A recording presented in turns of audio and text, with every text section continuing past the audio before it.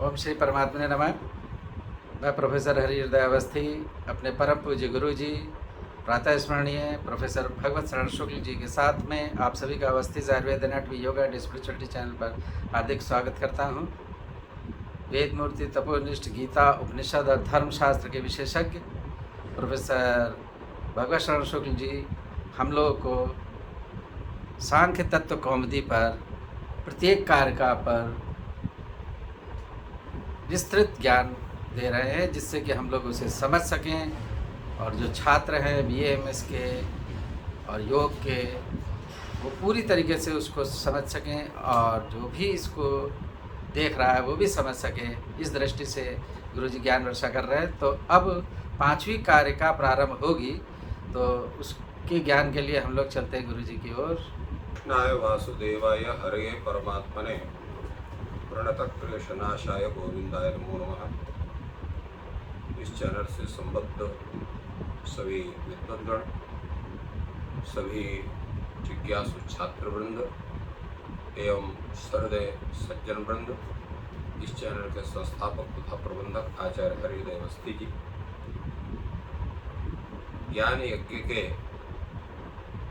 इस शुभ अवसर पर संप्रति हम लोग सांख्य शास्त्र पर विचार कर रहे हैं और सांख्य तत्व कौमुदी नामक जो ग्रंथ सांख्य शास्त्र का प्रसिद्ध है उसी को माध्यम बनाकर इस सांख्य शास्त्र की चर्चा चल रही है, जिसमें चतुर्थ कारिका के व्याख्यान में ये बताया गया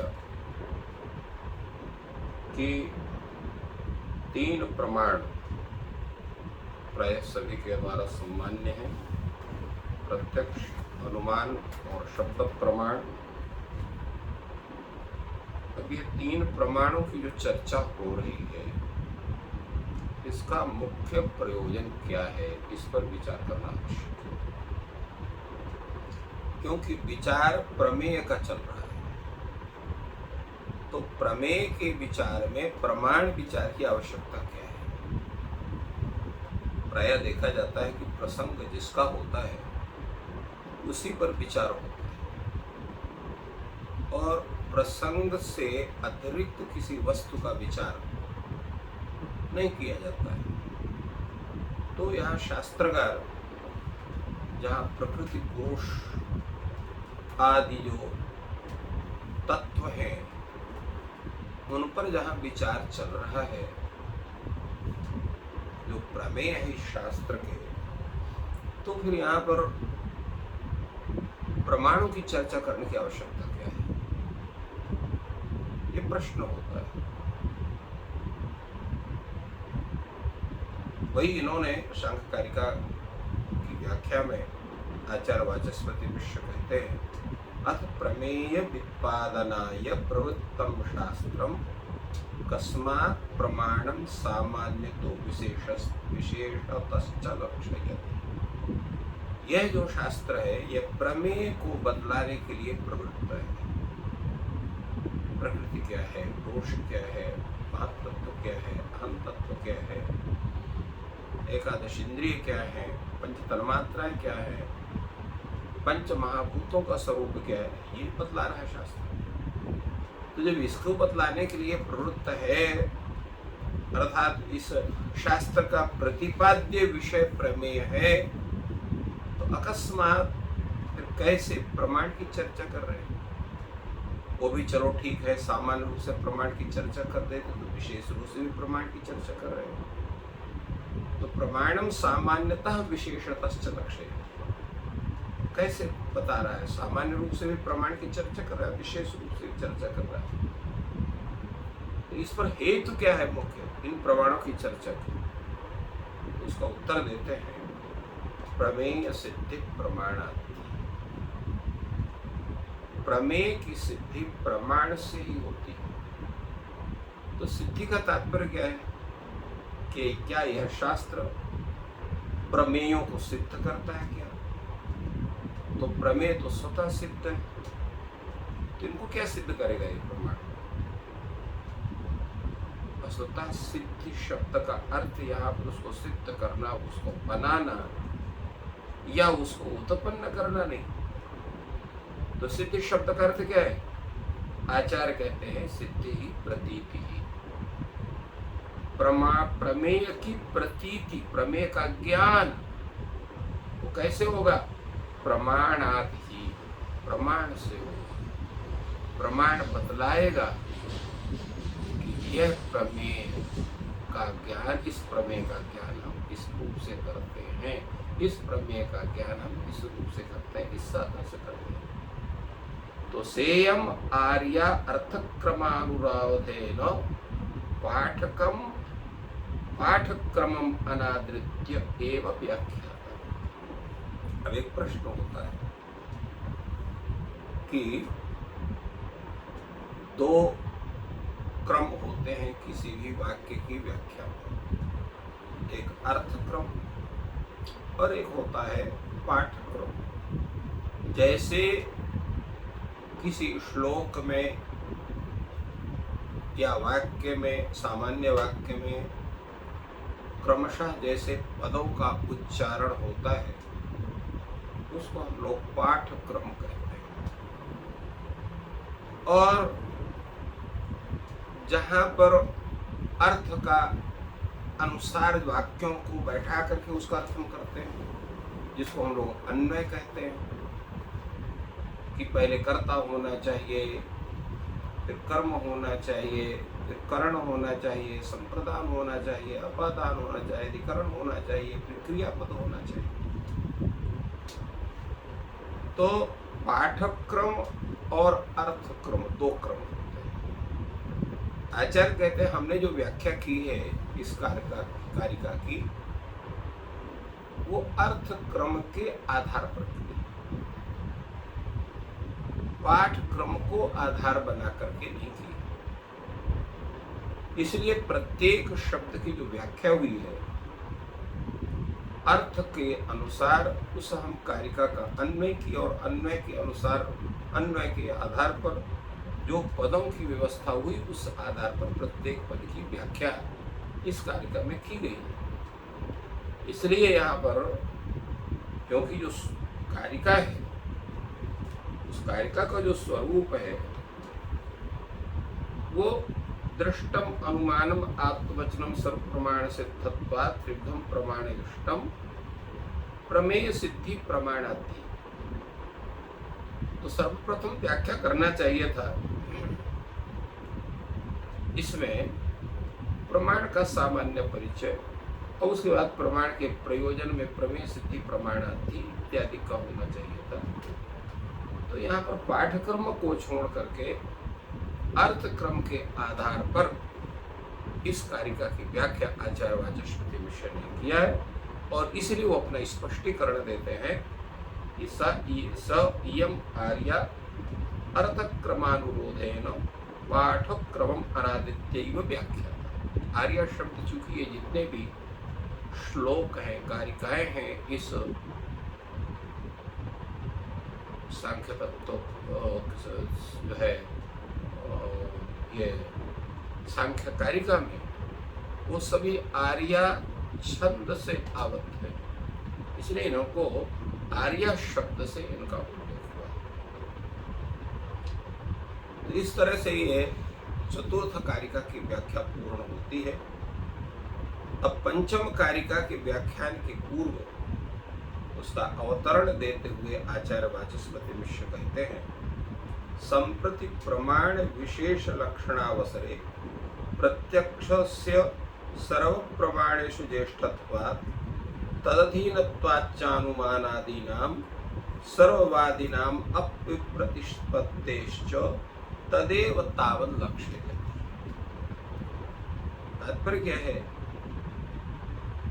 कि सामान्य प्रमाण की चर्चा के बाद जब हम प्रमाण विशेष अर्थात प्रत्यक्षादि प्रमाणों के स्वरूप का विवेचन करना चाहते हैं, तो प्रमाण विशेष के लक्षण पर विचार करने के अवसर पर सर्वप्रथम सभी प्रमाणों में विशिष्ट होने के कारण सर्वप्रथम कथित होने के कारण, ज्येष्ठ होने के कारण प्रत्यक्ष प्रमाण पर ही विचार किया जाता है। और दूसरा कारण ये भी है कि प्रत्यक्ष प्रमाण उपजीव्य है अनुमान आदि प्रमाणों का, क्योंकि जो भी अनुमान प्रमाण है या शब्द प्रमाण है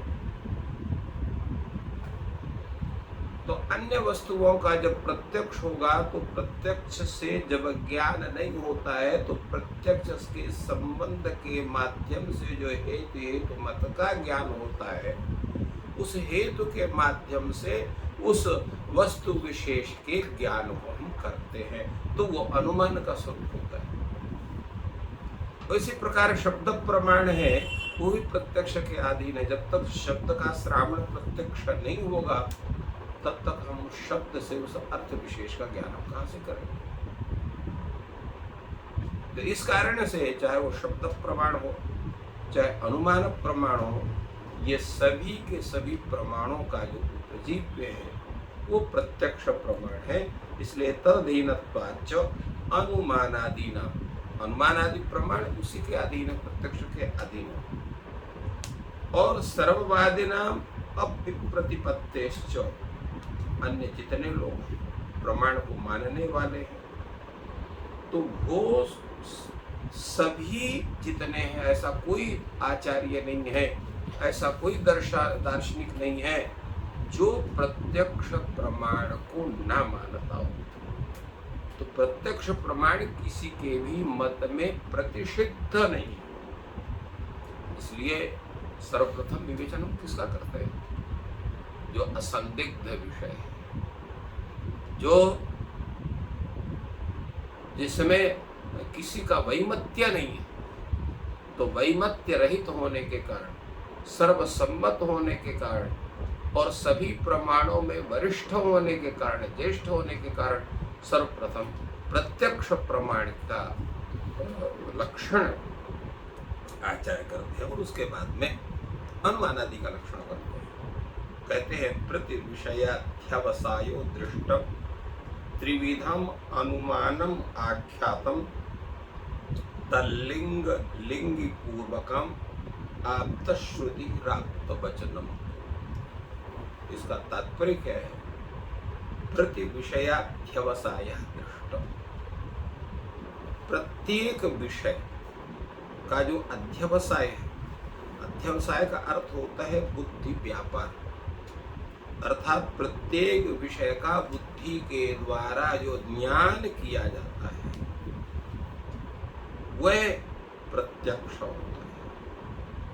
और अनुमानम त्रिविधम आख्यातम, अनुमान जो है वो तीन प्रकार से कहा गया है, परंतु है कैसा वो? तल्लिंग लिंगी पूर्वकम, वह हेतुमत पूर्वक है। पहले हेतु का ज्ञान होगा, फिर हेतुमान का ज्ञान होगा और उसके माध्यम से, जैसे यहाँ पर है, जैसे हम धूम रूप हेतु से हम पर्वत में अग्नि का अनुमान करते हैं, तो जैसे होता है अयम पर्वतः वह्निमान् धूमात्, क्यों? यत्र यत्र वह्नि तत्र यत्र यत्र धूमस् तत्र तत्र वह्नि, जहाँ जहाँ पर धुआं उठता दिखाई पड़ता है वो वहाँ पर अग्नि अवश्य होती है। यहाँ पर भी अविच्छिन्न धूम रेखा इस पर्वत की चोटी में देखी जा रही है, तो इससे निश्चित है यहाँ पर हेतु धूम है, इसलिए हेतुमान जो अग्नि है वो भी आवश्यक है। इस प्रकार हेतु और हेतु मत विचार पूर्वक जो ज्ञान होता है उसको हम अनुमान कहते हैं, और वो अनुमान तीन प्रकार से होता है। वो तीन प्रकार के इसके विशेष विचार के अवसर पर से विचार होगा। और दूसरा आप्त वचन, आप्त श्रुति ही आप्त वचन, जो शब्द प्रमाण है वो कैसा है? तो कहते हैं आप्त श्रुति, जो शब्द प्रमाण है वो आप्त श्रुति ही आप्त वचन। तो आप्तों के द्वारा श्रवण तो आप्तश्रुति तोष अर्थ हो कहेगी, इसका आगे विचार होगा। आप्तश्रुति शब्द से जो यथार्थ वक्ता है उसका जो कथन है वो भी प्रमाण होता है। उसके साथ साथ जितने भी वेद आदि शास्त्र है वो भी आप्तश्रुति के रूप होने के कारण वो भी प्रमाण माने जाते हैं। तो इस प्रकार ये तीनों प्रमाणों के विशेष लक्षण का विचार इस कारिका में ईश्वर कृष्ण ने किया, जिसकी व्याख्या आचार्य वाचस्पति अपने कौमुदी में करते हैं। प्रतिविधि विषयाध्यवसायो दृष्टम, प्रत्येक विषय का अध्यवसाय अर्थात बुद्धि व्यापार पूर्वक उसका ज्ञान ही प्रत्यक्ष प्रमाण का दृष्टम ना प्रत्यक्षम प्रमाण। ये जो प्रति विषयाध्यवसाय दृष्टम, ये जो वाक्य है, इस वाक्य में दृष्ट ये लक्ष्य है और प्रति विषयाध्यवसाय उस प्रत्यक्ष प्रमाण का लक्षण है। परिशिष्टम अर्थात शिष्टम, उसके शब्द के अतिरिक्त जितना भी शब्द स्वरूप है वो लक्षण है। लक्षण किसको कहते हैं? लक्षण का अर्थ क्या होता है? समान असमान जातीय विवच्छेद। यह समान है, यह असमान है, यह समान जाति है, यह समान जाति है, इन दोनों का पार्थक्य बतलाना ही लक्षण का मुख्य प्रयोजन है। लक्षणार्थ था लक्षण का प्रयोजन। इसलिए लक्षण शब्द की जो व्याख्या होती है वो कही जाती है इतर व्यावर्तकत्वे सति स्वरूप बोधकत्वम लक्षणत्व। जो स्वेतर का व्यावर्तक हो, अपने अर्थात अपने से इतर को जो हटाए और अपने स्वरूप का पूर्ण बोध कराए, वही लक्षण। तो इसलिए यहाँ पर इन्होंने कहा समान असमान जातीय विवच्छेद। समान और असमान जातीय का, समान जाति असमान जाति का जो पार्थक्य करण है, जो पृथक पृथक बताना, ये समान जाति है, ये असमान जाति है, तो उसको कहने से जैसे तत्र गंधवती गंधवत्व पृथिव्याः लक्षणम कहा गया। तो गंधवान जितना होगा केवल वही पृथ्वी तत्व से संबद्ध माना जाएगा। जिसमें गंध नहीं हो पृथ्वी तत्व नहीं, इसलिए जल पृथ्वी तत्व नहीं है। इसी तरह से अग्नि पृथ्वी तत्व नहीं है, वायु पृथ्वी तत्व नहीं है, आकाश पृथ्वी तत्व नहीं है। क्यों? न तो आकाश में गंध है, न वायु में गंध है, न जो है वो जल में गंध है। तो इसलिए वो पार्थिव तत्व नहीं हो सकता। यदि प्रश्न हो सकता है, जल में भी किसी न किसी प्रकार की गंध होती है। वायु भी कहीं दुर्गंध वायु दिखाई पड़ती है, कहीं सुगंध वायु दिखाई पड़ती है। इसी प्रकार जल में कभी दुर्गंध जल दिखाई पड़ता है, कभी सुगंधित जल दिखाई पड़ता है। तो ये जो पृथ्वी में की तरह वायु में और जल में जो गंध की प्रतीति होती है, उसका मुख्य कारण है, यद्यपि इसका आगे विवेचन है, परंतु सामान्य रूप से विवेच्य विषय यही है कि पार्थिव तत्व से संबद्ध होने के कारण ही जल में गंध की प्रतीति होती है, वायु में गंध की प्रतीति होती है। स्वतः जो वायु है, अगर आप वायु को कुछ ऐसा करें कि पार्थिव तत्व उसका किसी वैज्ञानिक तरीके से निकाल दें, जल का जो शुद्धिकरण उसका पार्थिव तत्व से निकाल दें, तो उसमें गंध की प्रतीति आपको नहीं होगी। इसीलिए ये पृथ्वी का लक्षण तो यही है लक्ष्य और लक्षण में। तो यहाँ पर गंधवत्वम पृथिव्याः लक्षणम, यह जो लक्षण है यह सजातीय जो पार्थिव तत्व उसको बताता है, विजातीय जो गंध रहित जो अन्य तत्व है उसका वो पार्थक्य बतलाता है। तो यही पार्थक्य बताना है लक्षण का स्वरूप। अब इसमें आगे जो है प्रति विषयाध्यवसायो दृष्टम, इसका क्या तात्पर्य है, क्या इस पर विचार है, इस पर हम लोग कल विशेष रूप से चर्चा करेंगे। आज हम लोग यहीं पर विश्राम लेते हैं। सभी को धन्यवाद। तो इस प्रकार गुरुजी प्रमाणों के विषय में ज्ञान वर्षा कर रहे हैं। बहुत ही ध्यान से सुने और ग्रहण करें। गंभीर विषय है और इसको समझने में ईश्वर आपकी सहायता करें। आप सदैव आनंदित रहें, स्वस्थ रहें, यही ईश्वर से कामना है।